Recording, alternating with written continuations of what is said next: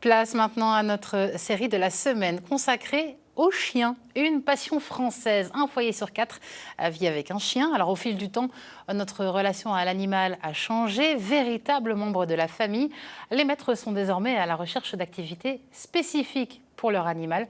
Pour ce premier épisode, direction le Doggy Bar dans le Grand Nancy. Un bar donc unique en son genre, tenu avec amour par Vanina. Cécile Boisson avec Éric Bertrand. Salut Doudou! Salut mon loulou! Hey! Comment c'est? On lui connaît les lieux. Salut! C'est un bar pour les chiens où les maîtres sont aussi les bienvenus. Ouais. Allez, on sort les joujoux, ouais!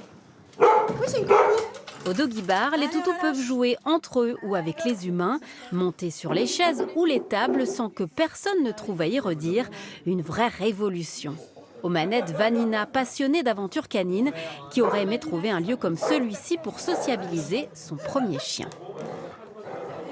De côtoyer beaucoup de personnes dans le domaine canin, je me rends compte que les gens sont à la recherche de nouveautés, sont à la recherche de choses fun à faire avec son chien. Et moi, ce que pensent les gens, ce que veulent les gens, c'est vraiment quelque chose qui me tient à cœur. Après, dans la limite du raisonnable et dans la limite du possible, je fais en sorte de satisfaire au maximum les maîtres et leurs chiens aussi, parce qu'effectivement, on part toujours du principe qu'il y a le bien-être animal, et tout ce que je fais est dans l'optique du bien-être animal, bien évidemment. Ah, messieurs, dames, santé tout le monde, à la santé du Doggy Bar et bon anniversaire Quentin. Au bar ce soir-là, des habitués comme Patrice et Saïko, présents 1 ou 2 fois par semaine pour un apéro en bonne compagnie. Les chiens, ils font ce qu'ils veulent, ils sont où ils veulent.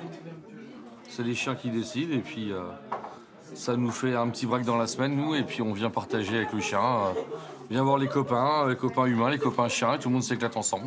Pour Laurence, le Doggy Bar, c'est même un petit coin de paradis. Oh, je l'ai découvert par hasard sur les réseaux sociaux. Et puis, franchement, tout de suite, on a adhéré, quoi. Et donc, on vient une fois par semaine. Ouais. C'est mon activité pour le chien et moi en détente complète. Là, sur 100% détente. Mais pour venir au Doggy Bar, il faut d'abord montrer patte blanche. Objectif, éviter les conflits. En amont, je pose toujours des questions aux gens, à savoir s'ils sont sûrs que le chien est bien sociable à l'intérieur, parce qu'ils n'ont peut-être pas eu l'occasion d'être confrontés à ce genre d'expérience. C'est après... Voilà, il m'assure qu'il est sociable. Il y a le sas d'entrée déjà pour un premier contact avec les chiens. Je demande aux gens à ce qu'ils lâchent le chien dans le sas pour une rentrée sans laisse, ce qui est beaucoup mieux. Et après, effectivement, on surveille, on essaye d'analyser les petits comportements. Est-ce qu'il est en stress, pas en stress, voilà. Toujours en quête d'activités canines, Vanina organise des randonnées dans les Vosges, les fameuses Doggy Rando.